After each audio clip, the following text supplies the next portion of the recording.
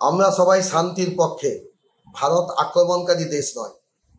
কিন্তু পুলওয়ামা থেকে পহেলগাঁও যে সন্ত্রাসবাদী হামলা পাকিস্তান চালাচ্ছে তার বিরুদ্ধে সঠিক বিচারের দরকার ছিল।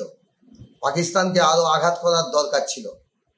আমরা আশ্চর্য হয়ে যাচ্ছি, আমেরিকা দাবি করছে তারা আমাদের সিদ্ধান্তের নিয়ন্ত্রক।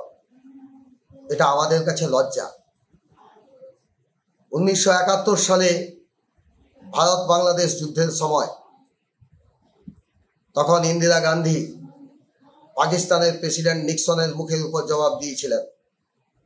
তাদের পাঠানো নৌবহর তাকে উপেক্ষা করে পাকিস্তানকে দুভাগ করে দিয়েছিলেন, বাংলাদেশকে স্বাধীন করে দিয়েছিলেন। আমরা আগেও বলছি, আজ ভারতবর্ষ ইন্দিরা গান্ধীর মতো একজন প্রধানমন্ত্রী উপস্থিতি অনুভব করছে।